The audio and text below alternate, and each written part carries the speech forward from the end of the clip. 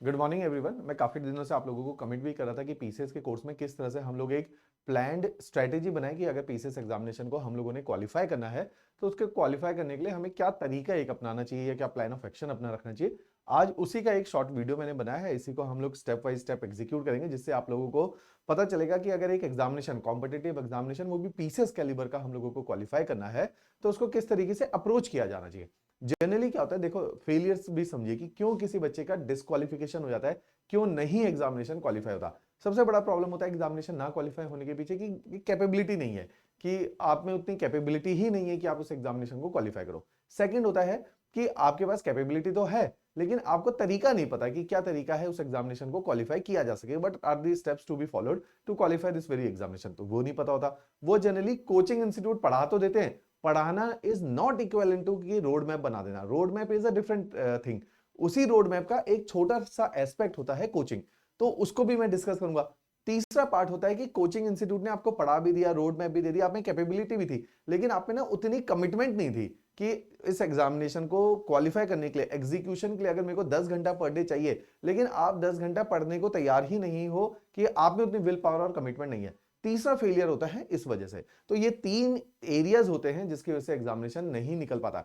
आपने अपने अंदर, जब आप इस बात को सुन रहे हो, तो आपने देखना है कि आप कौन से एरियाज में वीक हो, फिर उसी एरिया के ऊपर आपको वर्क करना पड़ेगा। इस एग्जामिनेशन को, पीसीएस है चाहे यूपीएससी है या अदर स्टेट पीसीएस में हमारे स्टूडेंट है, लोगों ने बहुत हम्बल बैकग्राउंड से, विलेजेस में बैठ के, गांव के अंदर दूर दराज बैठ के, पिंडों में बैठ के अच्छे से अच्छे एग्जामिनेशन को क्वालिफाई किया because of their will power and commitment. दूसरा कि अगर उनको एक सही स्ट्रेटेजी मिल जाए, एक रोड मैप मिल जाए और वो तैयार है उस रोड मैप के ऊपर चलने के लिए, उन्होंने एग्जामिनेशन को क्वालिफाई किया। तो इसी रोड मैप की मैं बात करूंगा और इसमें कोचिंग का रोल भी बताऊंगा कि कितना है और कितना नहीं भी है। कि ऐसा नहीं है कि हर कोचिंग इंस्टीट्यूट जाने वाले बच्चे का पीसीएस निकल रहा है, और ऐसा भी नहीं है कि सेल्फ स्टडी से पीसीएस नहीं निकल सकता। आपने देखना है कि आपको कौन सा ज्यादा रास्ता सूट करता है। देखिए, अगर मैं बोलता हूं कि पीसीएस की ये पूरी जर्नी है, ये एक पूरी रोड है जिसमें पीसीएस एग्जामिनेशन को एग्जीक्यूट किया जाएगा, ये आपकी स्टेज 1 है। आप एज एन एस्पिरेंट यहां से अपनी जर्नी को स्टार्ट करते हैं एज एन एस्पिरेंट, और आप पहुंचना चाहते हैं अपनी इस मंजिल के ऊपर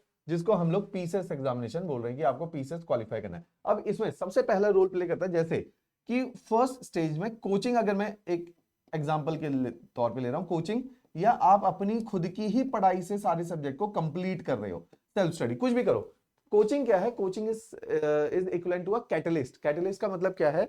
कि जो रिएक्शन को तेज कर दे। तो कोचिंग आपकी लर्निंग को थोड़ा फास्ट कर देता है। फॉर एग्जांपल, लेट सपोज इस एग्जामिनेशन में बहुत सारे सब्जेक्ट है, एक सब्जेक्ट है मान लो इकोनॉमी। बहुत सारे बच्चों ने इकोनॉमी अपने एकेडमिक्स में नहीं पढ़ा होता। मैं सब्जेक्ट पढ़ा रहा हूं ज्योग्राफी। पंजाब के अंदर बच्चों का ज्योग्राफी सब्जेक्ट बहुत अच्छा नहीं होता, क्योंकि स्कूल लेवल पे बहुत अच्छे से ज्योग्राफी को नहीं पढ़ाया जाता। ना कि पंजाब की बात करें, बाकी स्टेट के भी यही हाल है। तो इन कुछ एरियाज हैं जो आपके उतने अच्छे नहीं होते। एक एग्जामिनेशन होता है पीसीएस के मेंस के अंदर, एथिक्स। अब देखो, पीसीएस प्रीलिम्स ही तो नहीं निकालना हमने, मेंस भी निकालना है। तो मैं जब बात करूंगा, उदाहरण दूंगा, मैं प्री और मेंस दोनों के उदाहरण आपको यहां पे कोट करूंगा। एक सब्जेक्ट है इंटरनेशनल रिलेशन। तो होता क्या है, देखो कोचिंग कहां पे हेल्प करती है। कोचिंग में लेट सपोज मैं ज्योग्राफी 12 साल से पढ़ा रहा हूं। जब मैं आपको ज्योग्राफी पढ़ाऊंगा तो मैं वो 12 साल का एक्सपीरियंस आपको एक साथ दे दूंगा। आप जब ज्योग्राफी पढ़ोगे खुद से, तो क्या आप मेरे स्टैंडर्ड पे एक महीने में वो ज्योग्राफी पढ़ पाओगे? आपकी एज है 20, 22, 24 साल, मेरी एज है 37 साल। मैं इतने साल ज्योग्राफी पढ़ा है, शिद्दत से पढ़ाया है, तो मेरी ऑब्वियसली लर्निंग आपसे कई सालों आगे। तो जब मैं ज्योग्राफी पढ़ा रहा हूं तो मैं आपको वो सारा ज्ञान अपना एक बार में देके जा रहा हूं, तो आपकी लर्निंग क्या हुई? फास्ट। तभी मैंने कहा कोचिंग कैटलिस्ट है। कोचिंग ऐसा नहीं है कि कोचिंग के बिना नहीं हो सकता, आप भी कर सकते हो, समय लगेगा। बस आपने उस समय को बचाने का प्रयास करना है। एज एन एस्पिरेंट आपको नजरिया होना चाहिए कि देखो, ऑल द पीसीएस एग्जामिनेशन ऐसा तो है नहीं कि बहुत रेगुलर 21 में आता, 25 में, 4 साल बाद। अगर रेगुलर आता भी है तो आपका काम ये होना चाहिए कि 2 से 3 साल के अंदर किसी ना किसी, पंजाब में अच्छा जॉब और निकलती, कॉपरेटिव इंस्पेक्टर, हमारे बहुत सारे स्टूडेंट है पीसीएस की तैयारी कर रहे थे, बीच में कॉपरेटिव का पेपर है, कॉपरेटिव ज्वाइन कर लिया, पटवारी ज्वाइन कर लिया, कहीं ना कहीं एक्साइज ज्वाइन कर लिया, कहीं ना कहीं नौकरी के अंदर घुस जाओ। उसके बाद पीसीएस की तैयारी को कैरी आउट करते रहो, फिर निकलेगा तो फिर आप क्वालिफाई करोगे। और हो रहा है हर बार पीसीएस के अंदर बहुत सारे लोग वर्किंग प्रोफेशनल्स होते हैं, तो उनका क्या होता है कि पीसीएस की तैयारी शुरू करी थी, पहले अटेम्प्ट में नहीं निकला, आगे जैसी मौका मिलेगा उन्होंने पीसीएस को क्वालिफाई कर लेना है। ये आप भी कर सकते हो। तो हमने क्या करना है, जैसे बहुत सारे सब्जेक्ट हैं, एज एन एस्पिरेंट अगर मेरे को कोई बोले तो मेरा इंटरेस्ट ही नहीं आया इकोनॉमी में शुरू में, हमने सेल्फ स्टडी करी, उसका नुकसान क्या हुआ हमें कि इकोनॉमी समझने में इतना समय लग गया क्योंकि उसमें इंटरेस्ट नहीं था।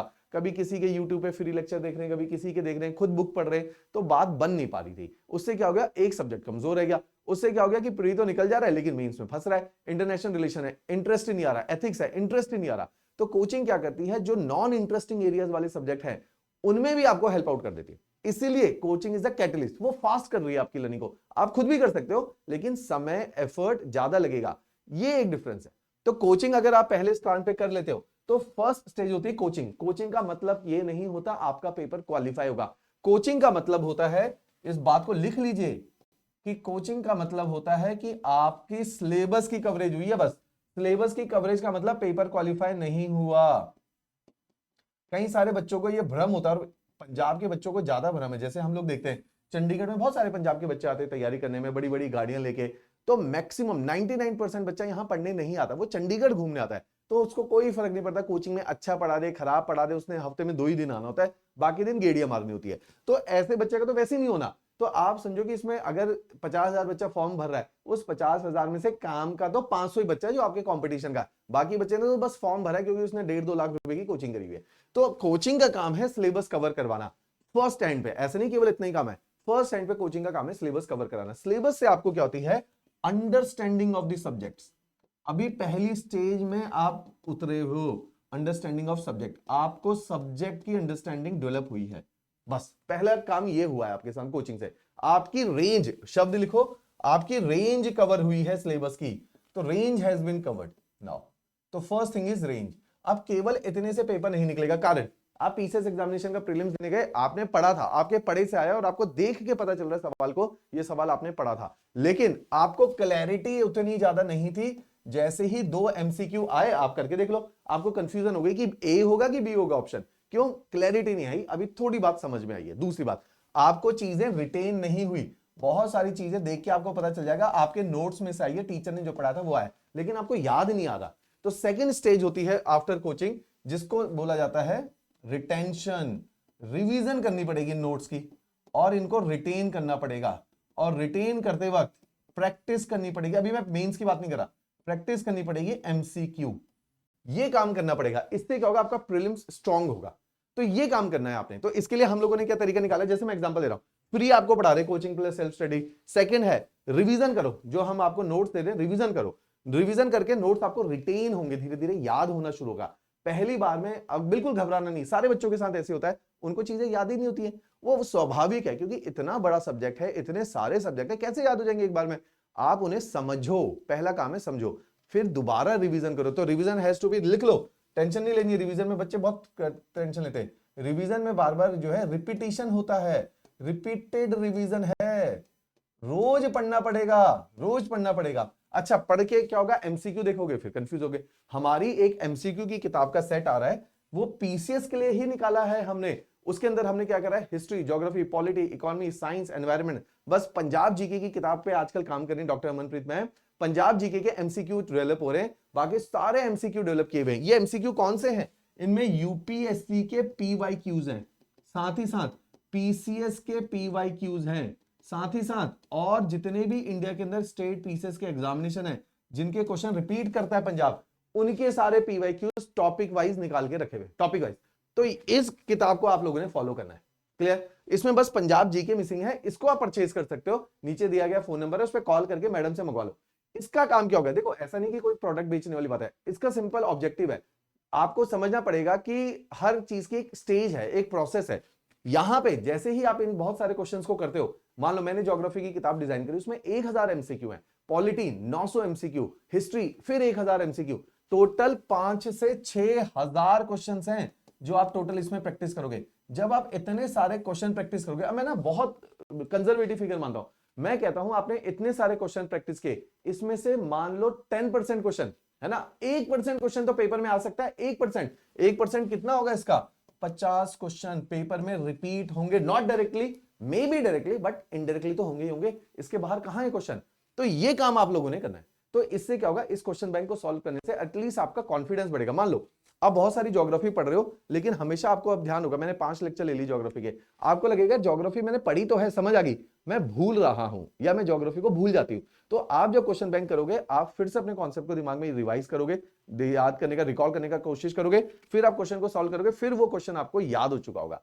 तो जब भी आप, एक और चीज आप अपने साथ एक्सपेरिमेंट करके देखो कि जब भी हम एमसीक्यू करते हैं, एमसीक्यू से हमारा कॉन्फिडेंस लेवल बढ़ता है। दूसरा, एमसीक्यू करने से हमें ये लगता है कि अब हमें सवाल याद हो गया। जो भी क्वेश्चन एक बार आप एमसीक्यू सॉल्व करते हो, वो ज्यादा टाइम तक दिमाग में रिटेन रहता है। एमसीक्यू एक तरीका है चीजों को याद रखने का। तो ये हार्ड कॉपी की किताबें हैं, आपके घर में कुरियर के माध्यम से आ जाएंगी। तो इस तरह की ये किताबें हम लोगों ने डिजाइन करी है। अभी मेरे पास कॉपी नहीं है, otherwise I would have shown you. तो इसमें बस पंजाब जी के आने वाला है। आप जब तक ये ऑर्डर कर दो, अगर आप ऑलरेडी तैयारी के प्रोसेस में हो, आपके घर में पहुंच जाएगी पंजाब जी के। जैसे ही हमारी प्रिंट हो जाएगी, हम आपके घर में फिर से कोरियर भेजेंगे पंजाब जी के का। तो ये आप काम कर सकते हो। तो ये सेकंड स्टेज है कोचिंग के साथ साथ। अब देखो, पीसीएस एग्जामिनेशन जल्दी आ रहा है, ऑल्दो मैं कहता हूं कि ये दोनों स्टेजेस साथ साथ चलनी चाहिए। एग्जांपल के तौर पे, जब हम लोग डेली पढ़ाई कर रहे हैं, हमने 4 घंटा ज्योग्राफी पढ़ी, 3 घंटा हमने पंजाबी जी के आज का लेक्चर चल रहे हैं वो पढ़ा। अब हमें है कि हमने पढ़ लिया, नोट्स बना लिए 4 घंटे के अंदर। 1 घंटे की 1.5 घंटे की मेरी क्लास है, 1.5 घंटे की नोट्स मेकिंग है। ऐसे ही 1 घंटे की 1.5 घंटे की अमन मैम की क्लास है, 1.5 घंटे के नोट्स बना लिए। तो टोटल 6 घंटे आपने पढ़ लिया। अब आपको नहीं पढ़ा यार, ज्योग्राफी मैंने 5 लेक्चर हो गए, कुछ प्रैक्टिस तो करके देखूं। तो आपने उन एमसीक्यूज को प्रैक्टिस करने। तो ये काम आप लोगों ने करना है। तो इससे आपके वो क्वेश्चंस दुरुस्त हो जाएंगे, वो एरियाज क्लियर हो जाएंगे, नई नॉलेज गेन होगी। तो ये काम आप लोगों ने करना है। इसी को हेल्प करने के लिए हमारे एक फ्री मेगा मैराथन, मैंने एग्जांपल भी लिया था, हर सैटरडे को मैराथन सीरीज है, उसके अंदर भी हम एमसीक्यू करेंगे। सिंपल ऑब्जेक्टिव है, अगर आप पीसीएस एग्जामिनेशन के प्रीलिम्स के अंदर अगर आप 10,000 क्वेश्चन करके जा रहे हो, ऐसा हो ही नहीं सकता कि जीएस ना निकले। अभी सीसेट की बात नहीं कर रहा, जीएस ना निकले, ऐसा हो ही नहीं सकता। आपने 10,000 क्वेश्चन कर लियो हमारे दिए हुए और आपका पेपर ना निकले, उसके बाहर पेपर आएगा ही नहीं। तो ये सेकंड स्टेज है। थर्ड स्टेज, अभी मैं मेंस पे आ रहा हूं। अभी सेकंड स्टेज को और स्ट्रॉन्ग करने का क्या तरीका होता है, अभी आप लोगों ने नहीं ज्वाइन करना, जिसने तैयारी को अभी शुरू किया है, ये आप बाद में करोगे।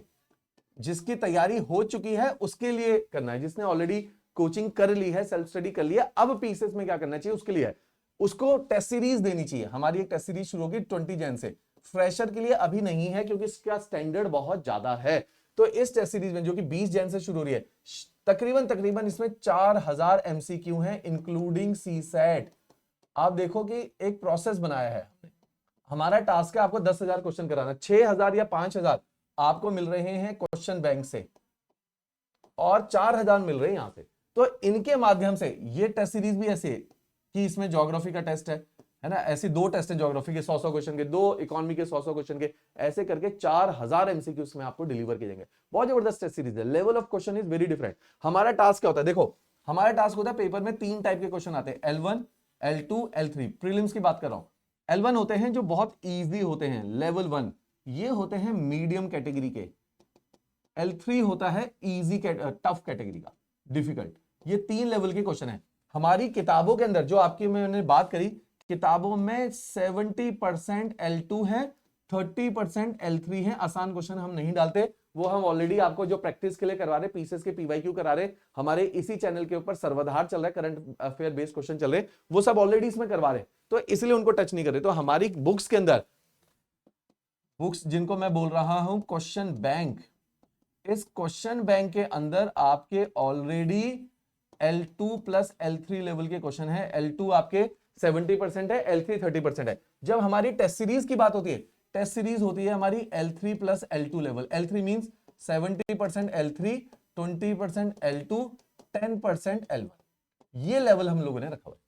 तो इससे क्या होगा, आपको हर प्रकार का क्वेश्चन करने का मिलेगा। तो प्रोसेस बनाना पड़ता है। कोचिंग इंस्टीट्यूट का दूसरा काम, देखो मैंने बोला कोचिंग अगर ढंग से कोई करवा रहा है और इतनी प्लानिंग के साथ, हम इसी प्लान वे में हिमाचल के साथ काम करते हैं, उससे क्या हो रहा है कि हिमाचल में बड़ा हाई सक्सेस रेट है। तो वही हम रेप्लिकेट करना चाहते हैं कि क्योंकि अगर ये पीसेस मैंने बोला था पिछले 2-3 साल में आया होता, तो हमने ये एग्जीक्यूट करने का मौका मिलता है, जिससे आपको देखने को मिलता है कि कितने सिलेक्शन करवाए जाते हैं। तो इसके अंदर हम कुछ इस तरह से करेंगे कि कोचिंग का पहला काम क्या है, अंडरस्टैंडिंग को ईजी कर देना, समझा देना। दूसरा कोचिंग का काम क्या है, एक ऐसा स्मार्ट टेस्ट सीरीज डिजाइन करना जिसमें आपके लेवलिंग ऑफ क्वेश्चन है कि आपने क्वेश्चन बैंक बना दिया एज एन कोचिंग इंस्टीट्यूट, बच्चों ने क्वेश्चन बैंक को सॉल्व किया, उससे उनको पता चला हाँ यार कॉन्फिडेंस तो है, चीज समझ आ गई। अब टेस्ट सीरीज देते हैं, टेस्ट सीरीज में तो और टफ लेवल का क्वेश्चन है, उससे क्या हो गया, आपने हर लेवल का क्वेश्चन कर लिया, पीसीएस आसान आ जाए तो आप पेपर क्लियर करोगे, पीसीएस मीडियम लेवल का आ जाए तो आप पेपर क्लियर करोगे, पीसीएस टफ लेवल का आ जाए तो आप पेपर को प्रिपेयर करोगे, तो क्लियर करोगे। तो ये तरीका है आपका प्रीलिम्स को क्वालिफाई करने का। 3 स्टेजेस में प्रीलिम्स को मैंने तोड़ दिया। कोचिंग करो, एमसीक्यू क्वेश्चन बैंक को सॉल्व करो, टेस्ट सीरीज करो, हर लेवल को प्रिपेयर कर लो। हो ही नहीं सकता इन तीनों को करके आपका पीसीएस का प्रीलिम्स जीएस लेवल पे भी, मैं सीसेट की गारंटी नहीं ले रहा, जीएस लेवल पे ना क्लियर हो। अब आते हैं मेंस को क्या करना चाहिए। देखो मेंस को लेके बच्चे सबसे ज्यादा कंफ्यूज होते हैं। आपको समझना पड़ेगा प्रीलिम्स जैसे टोटल सीट मान लो 322 है, प्रीलिम्स कितने क्वालिफाई करेंगे इनटू 20 टाइम्स। इनटू 20 टाइम्स का मतलब देख लो कि है ना कि 5000 बच्चे प्रीलिम्स को क्वालिफाई करेंगे। अब इतना ये नंबर तो बहुत ज्यादा है, 5000 6000 बच्चों का। इतने बच्चे मेंस एग्जामिनेशन लिखेंगे। जब इतने बच्चे मेंस एग्जामिनेशन आपके लिखने वाले हैं तो आप समझो कि इसमें से कितने कम बच्चों को इंटरव्यू कॉल आती है। इंटरव्यू कॉल का रेशियो क्या होता है, अगर 322 सीट है तो इंटरव्यू कॉल आएगी इनटू 2 पॉइंट मैक्सिमम है 2.5 टाइम्स। तो कितने बच्चों को इंटरव्यू कॉल आएगी, तकरीबन 750 बच्चों को इंटरव्यू कॉल आएगी। तो जो 5000 बच्चा मेंस लिखेगा इसमें से केवल 750 बच्चा इंटरव्यू में कन्वर्ट होगा। तो आपको समझना पड़ेगा कि अब प्रीलिम्स की तैयारी यहां काम नहीं करेगी, हमें मेंस को डिफरेंटली डील करना पड़ेगा।